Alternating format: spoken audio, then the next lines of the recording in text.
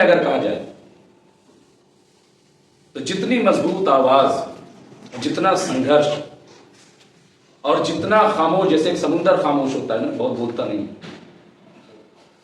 उस नजरिए की हामी माननीय बहन कुमारी मायावती, जो उत्तर प्रदेश की 4 बार मुख्यमंत्री रही। मैं उनको इस वक्त उनका जो नजरिया है, उनकी जो विचारधारा है, क्योंकि वो तमाम जो हमारी विचारधारा और विरासत रही है, उसको जिस तरीके से वो संभाल कर, मुनज़्ज़म करके और पूरे कारवां को लेके चल रहे हैं।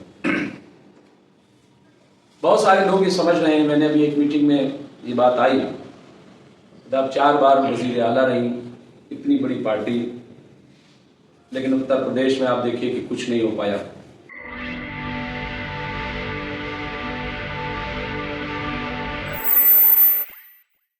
आज बहुजन समाज पार्टी दिल्ली प्रदेश कार्यालय पर ये विशेष बैठक का जो आयोजन किया गया है, उस विषय में हम और हमारा प्रदेश की तरफ से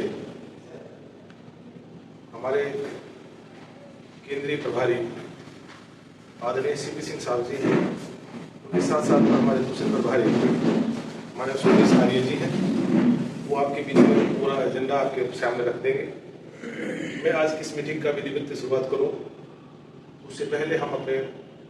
भारतवर्ष में जन्मे तमाम संतों को, महापुरुषों को नमन करते हैं और उनको भी विशेष रूप से राष्ट्रपिता शिक्षा के अग्रदूत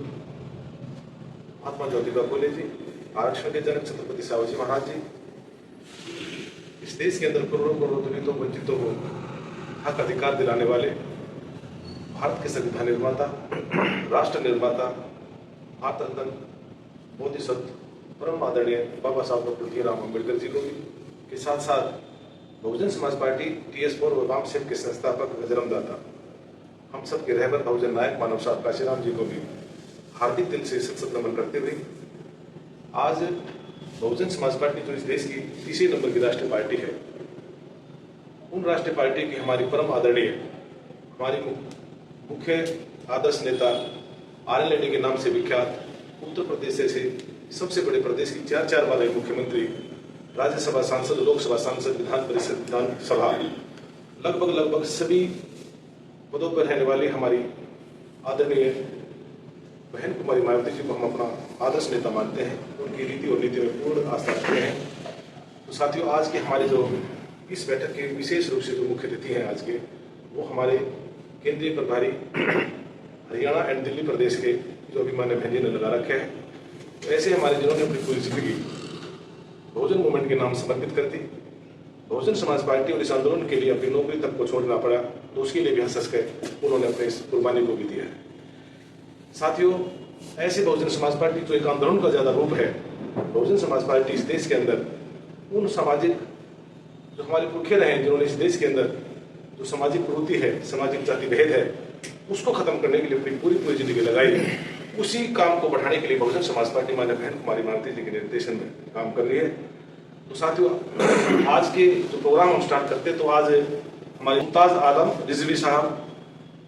हमारे से मिले अभी 5-6 दिन पहले, बात उनकी पहले से भी हो रही थी, तो उन्होंने इच्छा जाहिर की कि हम बहुजन समाज पार्टी की नीतियों में उनकी विचारधारा में पूर्ण आस्था रखते हैं और हम भी इस देश के गरीब मुजराम जो भी गरीब है, वंचित है समाज है, उसके हक अधिकार के लिए आपके साथ कंधे से कंधा मिलाकर हम भी काम करना चाहते हैं। तो सामान्य साथियों, हमने अपने जो सीनियर साथी है, प्रभारी जी हमारे केंद्रीय प्रभारी, उन तक ये बात पहुंचाई, तो उन्होंने भी कहा कि इस देश के अंदर जो हमारा दलित मुस्लिम भाईचारा है, वो मजबूत होना चाहिए दिल्ली प्रदेश के अंदर भी।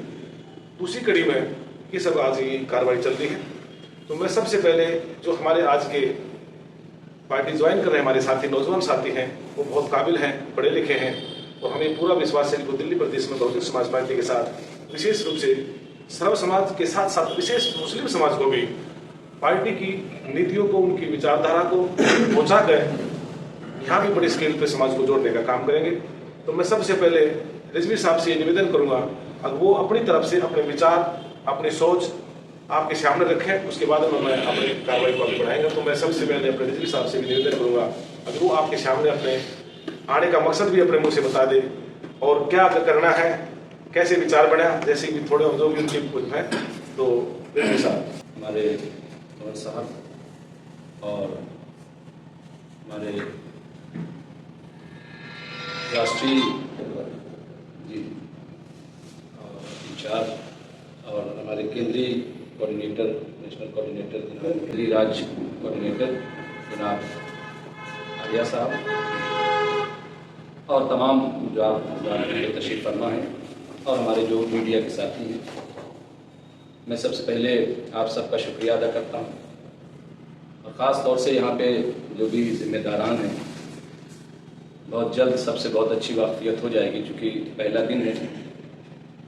और यही वाकफियत और यही आपस में मुलाकात जो है,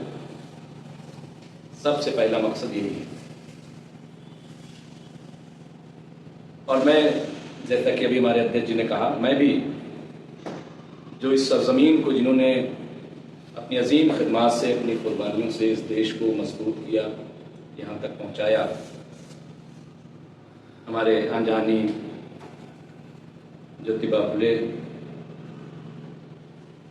और आंजानी हम सबके छत्रपति शिवाजी महाराज जी साहू जी और इस आज़ाद हिंदुस्तान को एक मजबूत आइन देने वाले कि जिसकी बुनियाद पे आज हमारा मुल्क तरक्की कर रहा है और पूरी दुनिया में अपनी जमहूरियत के लिए, डेमोक्रेसी के लिए, लोकतंत्र के लिए जाना जाता है। अपने संविधान के लिए मैं उनके खिदमत में खराज अकीदत पेश करता हूँ, नमन करता हूँ डॉक्टर भीमराव अंबेडकर साहब। इसके साथ ही आज़ादी के बाद संविधान बन गया, लेकिन वो लागू कैसे हो, उसको ज़मीन पे कैसे उतारा जाए, एक बहुत मुश्किल वक्त था। तो उसको ज़मीन पे उतारने के लिए और उस संविधान में जो हुकूक दिए गए थे, शोषित, वंचित, पसमानदा, दलित समाज, मुस्लिम समाज, तो एक तो ये कि वो अधिकार क्या है वो लोगों तक पहुंचाना, उनको बेदार करना, और फिर वो कैसे लागू हो ज़मीन पे, उसके लिए जिन्होंने काम किया, आंजानी मान्यवर कांशीराम जी, और इस सरजमीन को एक खातून लीडर आप ही ने दिए, जो आज भी मैं समझता हूं कि पूरे मुल्क में, बल्कि पूरी दुनिया में अगर कहा जाए तो जितनी मजबूत आवाज, जितना संघर्ष और जितना खामोश, जैसे एक समुंदर खामोश होता है ना, बहुत बोलता नहीं, उस नजरिए की हामी माननीय बहन कुमारी मायावती जी, जो उत्तर प्रदेश की 4 बार मुख्यमंत्री रही। मैं उनको इस वक्त, उनका जो नजरिया है, उनकी जो विचारधारा है, क्योंकि वो तमाम जो हमारी विचारधारा और विरासत रही है, उसको जिस तरीके से वो संभाल कर, मुनज़्ज़म करके और पूरे कारवां को लेके चल रहे हैं। बहुत सारे लोग ये समझ रहे हैं, मैंने अभी एक मीटिंग में ये बात आई, जब 4 बार वज़ीर आला रही, इतनी बड़ी पार्टी, लेकिन उत्तर प्रदेश में आप देखिए कि कुछ नहीं हो पाया। तो मैं, चूंकि मुझे इल्म है इस बात का कि कभी भी जो हमारे पहले के लीडरान रहे और जो अब हैं, कभी भी सीट की राजनीति नहीं कि हमें कितनी सीट मिली। राजनीति और सियासत इस बात की रही कि हमारे साथ कितने लोग जुड़े। तो वो जुड़ाव कहीं कोई कम नहीं हुआ अगर देखें, यानी हम बात कर रहे हैं अगर मीडिया की जबान में कहें, वो टॉप परसेंटेज की। इसीलिए पार्टी कहीं से कोई उसमें लड़खड़ाहट आपको देखने को नहीं मिलेगी। उसी तरीके से अपने उसूलों पे, अपनी विचारधारा पे, वरना हम देख रहे हैं कि विचारधाराएं बदल गई, सिर्फ नारे रह गए, आइडिया ऑफ इंडिया। नारा देने से कुछ नहीं होता। लेकिन ये एक ऐसी पार्टी है, आप देख लें कि आज भी अपनी विचारधारा पे उसी तरह से कोई कह नहीं सकता, कोई इस मामले में, मैं चूंकि जर्नलिस्ट भी रहा हूं, राइटर हूं, मैंने लिखा है, पढ़ा है। आज भी उसी विचारधारा पे ये पार्टी और पार्टी में लोग जो मौजूद हैं वो उसी अंदाज से चल रहे हैं। इसीलिए मुझे लगा कि जब क्राइसिस है इतनी आज देश में,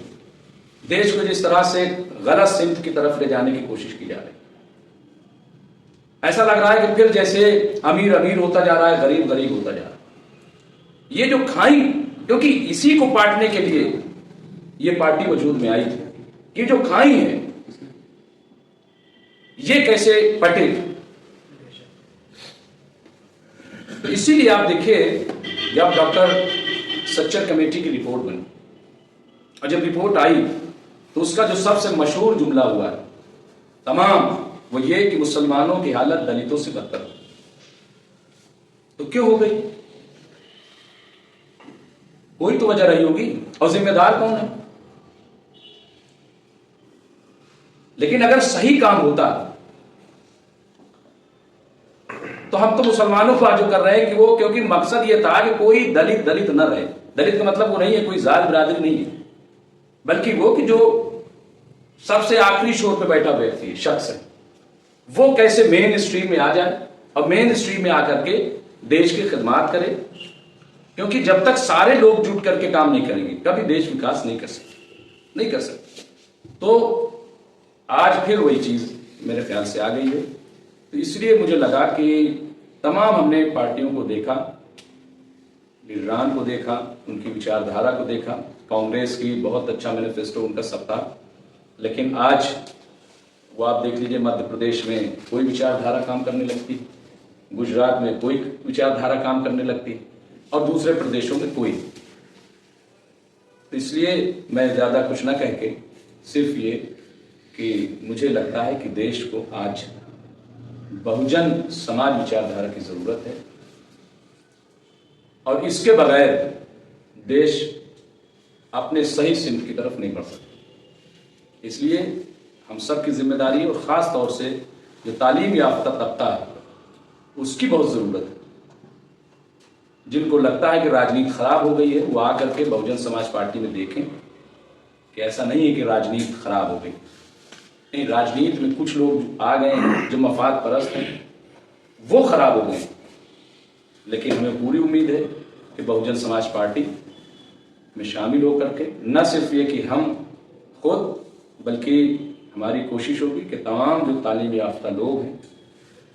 वो डॉक्टर भीमराव अंबेडकर, माननीय कांशीराम जी और माननीय बहन कुमार मायावती जी, इन सब की विचारधारा के साथ जुड़ करके और इस सिलसिले को आगे बढ़ाएं। हमारा मकसद सिर्फ ये है कि देश सही हाथों में रहे, क्योंकि जब सही हाथों में देश होगा तभी देश का विकास होगा, तभी देश सही रास्ते पर जाएगा। बस इतना ही कहना चाहता हूँ। आज बहुजन समाज पार्टी के इस पावन जमीन पर जहाँ से देश भर में आंदोलन फैला है, आप सभी लोग हमारे साथी जो इधर चलकर आए हैं बहुजन समाज पार्टी की आस्था में गांधी नीतियों में विश्वास रखते हुए, मुमताज आलम रिजवी जी,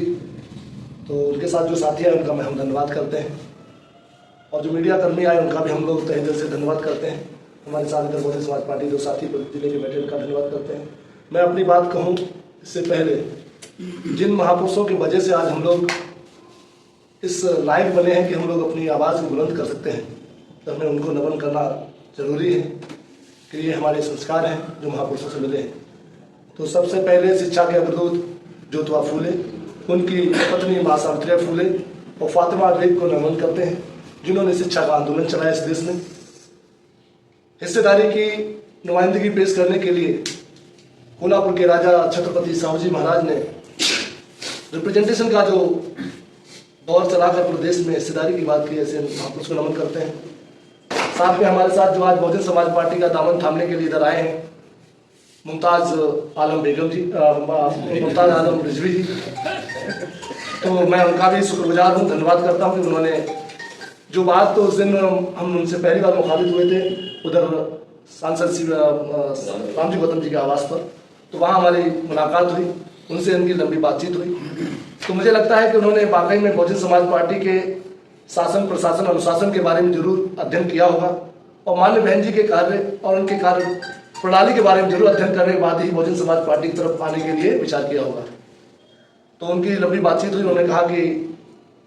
रिजवी साहब इधर बहुजन समाज पार्टी में काम करके, क्योंकि बीएसपी में काम करना कोई आसान काम नहीं है, राजनीति है, वोट हमारे पास है और हम अपने लोगों को वोट का महत्व नहीं समझा पाते। बस उनको तमाम तरह के जो लोभ लाभन वादे किए जाते हैं अन्य पार्टियों द्वारा, फ्री का, तमाम तरह के धार्मिक चीजों का, उसमें ना जाकर बीएसपी की ताकत बताने का काम करती है, वोट की ताकत क्या है। तो इसीलिए सम्मानित साथियों, बहुजन समाज पार्टी में आज साथी जो आए हैं, मुझे अब पूरा यकीन है, क्योंकि हम लोग दिल्ली में हैं और दिल्ली में आप बहुजन समाज पार्टी के साथ जुड़ने का काम कर रहे हैं और दिल्ली में एक बड़ी जमात हमारे समाज की रहती है जो आज बहुत मुश्किल हालातों में जी रही है। हमें उनके दर्द का इल्म होना चाहिए कि उनके दर्द को कैसे मरहम लगाकर समाज में चेतना पैदा करके उनके जीवन को सही किया जा सके। देश तो बहुत बड़ा है, हम देश में तो नहीं जा सकते हैं, पर हमारे जैसे लोग पैदा हो सकते हैं। ऐसी चाहत हमको पैदा करनी है कि एक रिजवी नहीं, देश के हर कोने में बहुजन समाज पार्टी के हमारे आप जैसे लोग